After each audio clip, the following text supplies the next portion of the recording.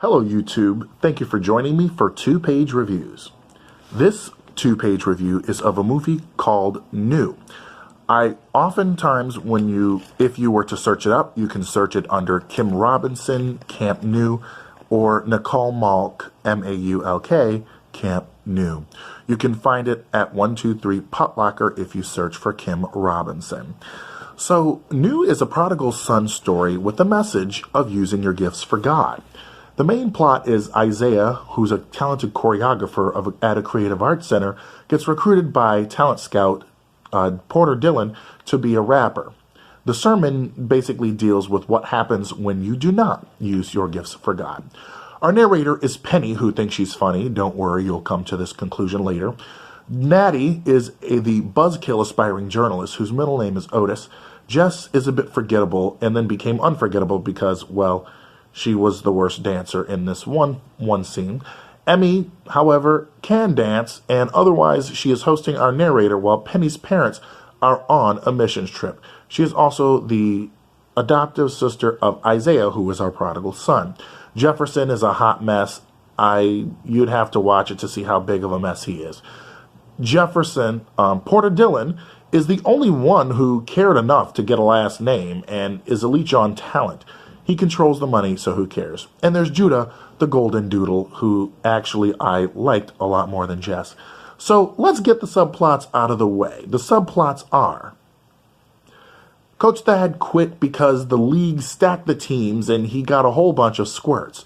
Well, we only saw 2 of the kids, so I would probably be mad too. Natty is his sister who is trying to talk some sense into him because they don't understand stacking the teams. I'm sure they do. They understand you walking out on them. Of course, he only has the 2 kids on the team, but later he becomes the coach that they're supposed to have. Our next subplot. Thomas, Jefferson, and JC, well, Thomas and JC, are trying to do a rubbish project. They find old rubbish and make something out of it. Fair enough. However, this hot mess of a brother, Jefferson, is not wanting any part of it because plot. Thomas and JC are the masterminds behind it, and by Thomas and JC, I really mean JC because he's the only one who's actually taking this project seriously. They're in the background fighting at one point, and in another, they're spies. Jefferson gives a horrid performance of it for a dance because, I don't know, script. And I have to say, even Jess did a better job for hers than he did for his. He later helps his brother, and to be honest, it looks nothing like any of the rubbish that they collected earlier. Next subplot. This movie was about using our talents for God, but with the side plots, it didn't really come through as much as the main story of the prodigal son. There is one part where the kids perform in front of the counselors for their acts, but we only see the one kid perform for the camp at a mall. I think there would have been a great montage so that we could see all of the kids, but we do see a dance at the beginning to show off their talents for the Come Alive competition, and we only hear they place 3rd and have studio time for their effort, but we really don't go into anything on that, anything further from that. The humor, of course, is it's supposed to be light and fun, but it's really contrived to me. It's not very funny, but you wouldn't believe it based on the reception of the cast. So, let's get to the main plot. Isaiah is a choreographer and gets approached by a talent scout by the name of Porter Dillon. Dillon says he can make his dreams come true and all the regular stuff you tend to hear from execs in the music biz. He sits down with Hope, who is his mother, and Nora, the organization of art in the park that we see earlier in the film when Natty interviews her. Porter Dillon says that Isaiah has to go to LA and is given a persona with a fake rivalry to boost his street cred. His mother, Hope, spills some tears about the fact that he got what he wanted when she adopted him, which was in the beginning, but I totally forgot by the time we were well into this film. Emmy tries to talk some sense into him, and they are both on opposite sides of a tree while talking, which distracts from the tension the conflict is trying to create. Isaiah has to leave his family, and Hope is with a voice that brings tears, and he's like, you know what?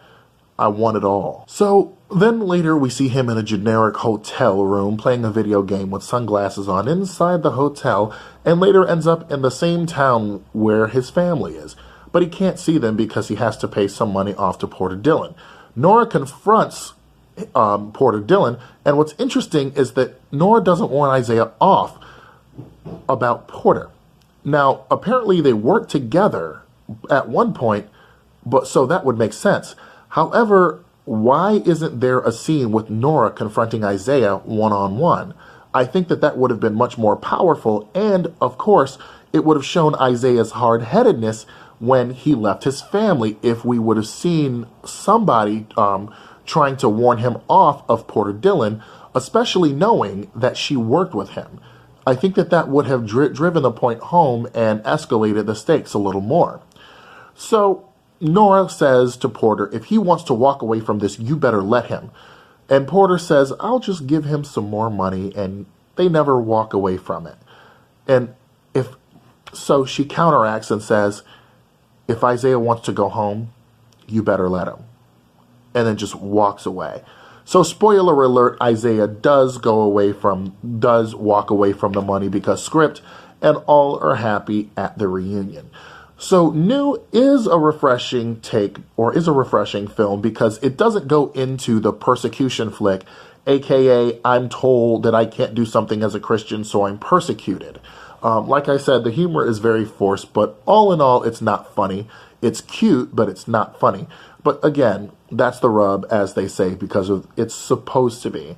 So Penny is a great narrator and a great character, but when it comes to the comedy of the film, it's, again, falls flat. So in the opinion of this court, I really enjoy the film. I think it's a great one. It knows what it is, and it doesn't try to be anything. It doesn't try to reach too high for the stars. It's lighthearted, and it is something that is just a nice, overall, lighthearted film that I think it is definitely a good family film.